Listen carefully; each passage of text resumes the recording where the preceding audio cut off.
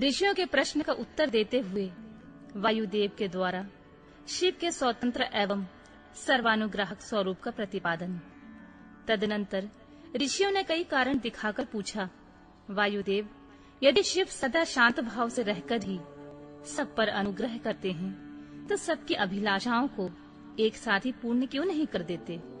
जो सब कुछ करने में समर्थ होगा वह सबको एक साथ ही बंधन मुक्त क्यों नहीं कर सकेगा? यदि कहें अनादिकाल से चले आने वाले सबके विचित्र कर्म अलग अलग हैं, अतः सबको एक समान फल नहीं मिल सकता, तो वह ठीक नहीं है, क्योंकि कर्मों की विचित्रता भी यहाँ नियामक नहीं हो सकती, कारण कि वे भी कर्म ईश्वर के कराने से ही होते हैं। इस विषय में बहुत कुछ कहने से क्या लाभ? उपयुक्त रूप से विभिन्न युक्तियों द्वारा फैलाई गई नास्तिकता जिस प्रकार से शीघ्र ही निवृत्त हो जाए, वैसा उपदेश कीजिए। वायु देवता ने कहा, ब्राह्मणों, आप लोगों ने युक्तियों से प्रेरित होकर जो संशय उपस्थित किया है वह उचित ही है, क्योंकि किसी बात को जानने की इच्छा अथवा तत्व ज्ञान के लिए उठाया गया प्रश्न साधु बुद्धि वाले पुरुषों में नास्तिकता का उत्पादन नहीं कर सकता।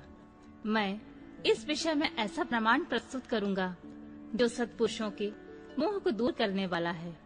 असत्पुरुषों का जो अन्यथा भाव होता है उसमें प्रभु शिव की कृपा का अभाव ही कारण है। परिपूर्ण परमात्मा शिव के परम अनुग्रह के बिना कुछ भी कर्तव्य नहीं है, ऐसा निश्चय किया गया है। पर अनुग्रह कर्म में स्वभाव ही पूर्णतः समर्थ है, अन्यथा निस्वभाव पुरुष किसी पर भी अनुग्रह नहीं कर सकता। पशु और पाश रूप सारा जगत पर ही कहा गया है, वह अनुग्रह का पात्र है। पर को अनुग्रहित करने के लिए पति की आज्ञा का समन्वय आवश्यक है। पति आज्ञा देने वाला है, वही सदा सब पर अनुग्रह करता है। उस अनुग्रह के लिए ही आज्ञा रूप अर्थ को स्वीकार करने पर शिव परतंत्र कैसे कहे जा सकते हैं? अनुग्रह की उपेक्षा न रखकर कोई भी अनुग्रह सिद्ध नहीं हो सकता। अतः स्वतंत्र शब्द के अर्थ की अपेक्षा न रखना ही अनुग्रह का लक्षण है।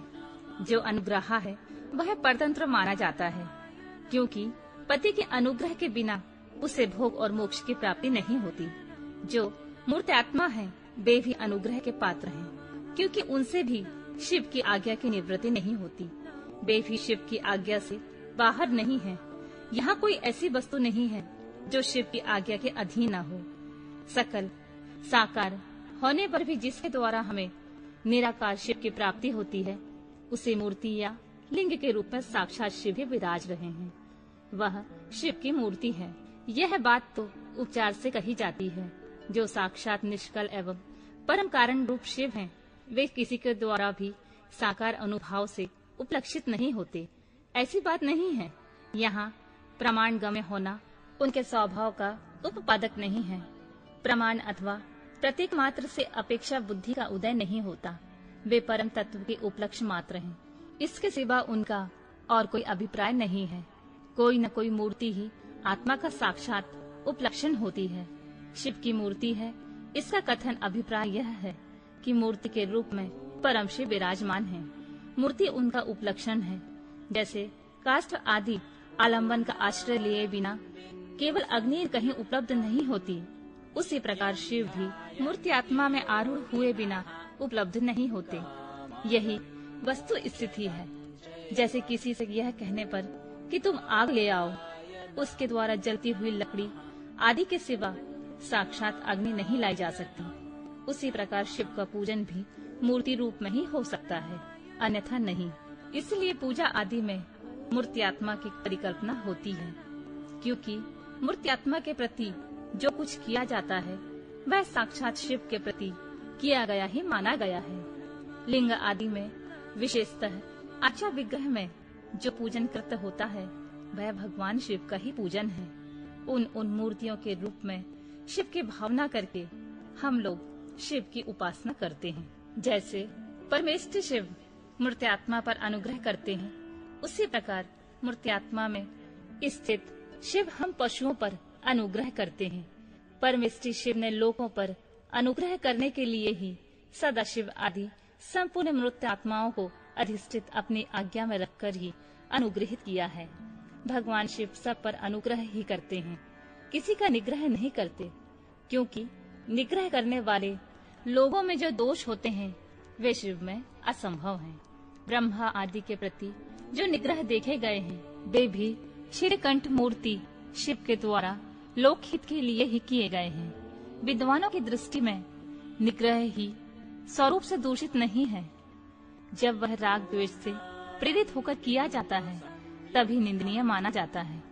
इसलिए दंडनीय अपराधियों को राजाओं की ओर से मिले हुए दंड की प्रशंसा की जाती है। यदि साधु की रक्षा करनी है तो असाधु का निवारण करना ही होगा। पहले साम आदि 3 उपायों से असाधु के निवारण का प्रयत्न किया जाता है। यदि यह प्रयत्न सफल नहीं हुआ तो अंत में चौथे उपाय दंड का ही आश्रय लिया जाता है। यह दंडान अनुशासन लोकहित के लिए ही किया जाना चाहिए। यही उसके औचित्य को परिलक्षित कराता है। यदि अनुशासन इसके विपरीत हो तो उसे अहितकर कहते हैं। जो सदा के हित में ही लगे रहने वाले हैं उन्हें ईश्वर का दृष्टांत अपने सामने रखना चाहिए। ईश्वर केवल दुष्टों को ही दंड देते हैं, इसलिए निर्दोष कहे जाते हैं। अतः जो दुष्टों को दंड देता है वह उस निग्रह कर्म को लेकर सत्पुरुषों द्वारा लांछित कैसे किया जा सकता है। लोक में जहाँ कहीं भी निग्रह होता है वह यदि विद्वेष पूर्वक न हो तभी श्रेष्ठ माना जाता है। जो पिता पुत्र को दंड देकर उसे अधिक शिक्षित बनाता है वह उससे द्वेष नहीं करता। शिव की आज्ञा का पालन ही हित है। जो हित है वही उसका अनुग्रह है। अतएव सबको हित में नियुक्त करने वाले शिव सब पर अनुग्रह करने वाले कहे गए हैं। जो उपकार शब्द